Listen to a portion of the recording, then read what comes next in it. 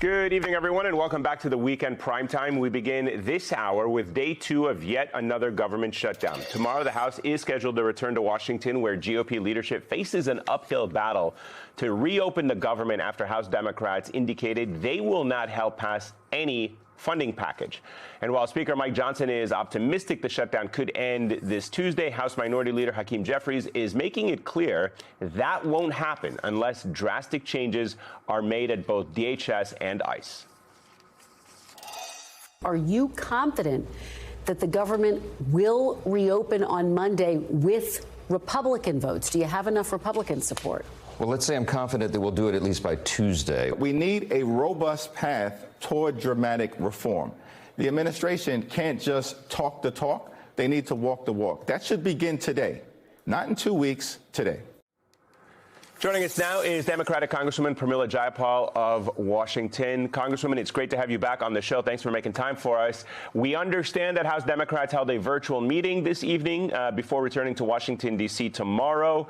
We're hearing Democrats were somewhat divided on whether to vote yes or no on the initial funding package while standing firm on the need to reform ICE. We'll get to how you reform ICE and whether you can really even reform it in just a second, but give us the latest headline from that meeting, or what can you share with us on whether Democrats are divided about this or whether there is unity going into the week?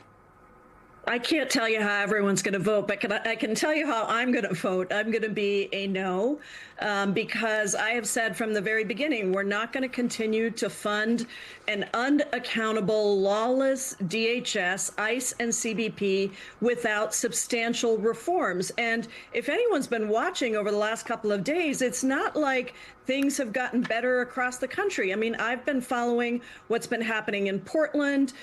We know that the president has now been talking about sending people into Ohio. So we have, I mean, look, we've just got to draw a line. And if Republicans want to shut down the government because they're not willing to actually follow the Constitution of the United States of America, then that's on them. But I think the majority of Americans across the country, regardless of political party, are very clear that what is happening is wrong and it has to stop.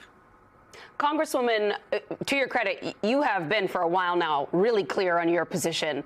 But I have to tell you, I think for voters trying to sort of parse through Democratic messaging right now, they're at times confused about how the party is moving forward in lockstep, if everybody's rowing in the same direction right now, because you hear from some Democrats that they're open to some kind of reform or retraining of officers. They're still avoiding words like dismantling or abolishing ICE, even as other colleagues then do use those words. Can you kind of talk us through the spectrum of agreement and where there's still some disagreement among Democrats? Like, what kind of, I guess, spectrum are we on here, Congresswoman? Yeah. And by the way, thank you for your excellent piece. It was just so well reported. Look, I think regardless of what you want to call it, there is unity amongst Democrats that we cannot have ICE and CBP continue to function the way that they're functioning. I think most of us believe that it is not possible to reform ICE. This is not a question of a little bit of training. I mean, I would just point to the fact that both, the two people that shot Preddy and the person who shot Renee Good, they had been at ICE and CBP for almost a decade, both of them. And I think that it's really important to understand that ICE and CBP did not exist prior to 9/11, prior to the Post-Patriot Act. Period. The DHS was a creation. We can take enforcement. We can ramp it down significantly. We can put a lot less money into this kind of cruelty, and we can actually hold people accountable for what they are doing. We do not need a military force enforcing immigration law. It is a civil system. So I think Democrats are pretty united on that. What they choose to call it may be a little confusing to people, but I do think that we are at a place where finally we can demand in a unified way real reforms and completely dismantle ICE and CBP and DHS. I'm not sure that DHS really needs to exist the way it exists. Those are different agencies that have been put together over time in a very, very unaccountable, unwieldy, huge department. Congresswoman, I hear you calling for dismantling, abolishing, whatever verb you want to use, ICE. Presumably that's not going to happen in the next couple of weeks as these negotiations are going on. Republicans are not going to agree to that, and they still hold a majority in both houses. What are the specific reforms that you can demand, or that you are demanding? What are the red lines now as a condition of passing these funding bills?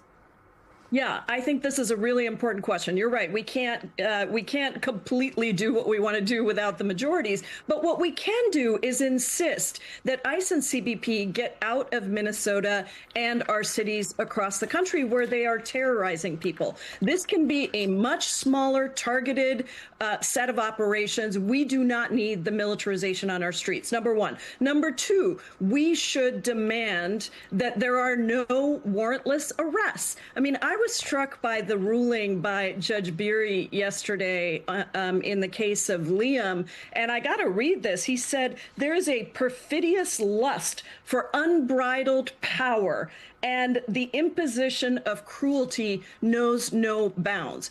This is a horrible thing that we have ICE agents and CBP agents conducting warrantless arrests across the country, frankly. Number three, no masks, no, and make sure that there's identification on people. We need to be able to know who is in our streets. And finally, we got to have independent investigations, actually independent, not run by Todd Blanche or Pam Bondi or people that come out and try to say that somebody's innocent before they've even conducted an investigation. We need to have real independent investigations when these horrible, murders and other violations of rights occur, and those people need to be held accountable.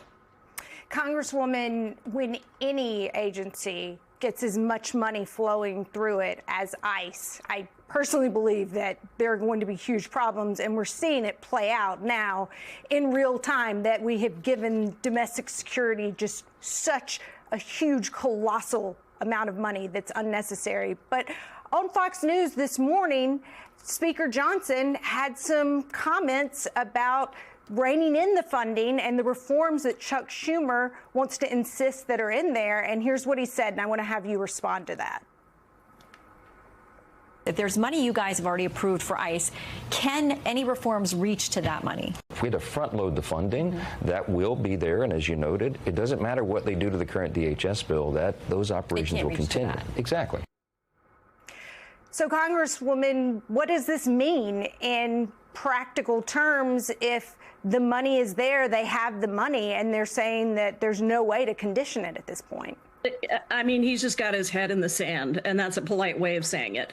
Look, we can put guardrails. We can rein in how these agencies use funding. We are Congress. And if Mike Johnson wants to give up all of his power, as he has done the entire time he's been Speaker, to the cult party of Donald Trump, and he wants to ignore the founding framers who said that we have powers in Congress to control funding and what happens with funding, he is going to be in a losing battle. He is clearly not looking at the polls. He's not looking at the Texas races that just happened. He is not looking at the fact that independents, Republicans, and Democrats do not like what is happening.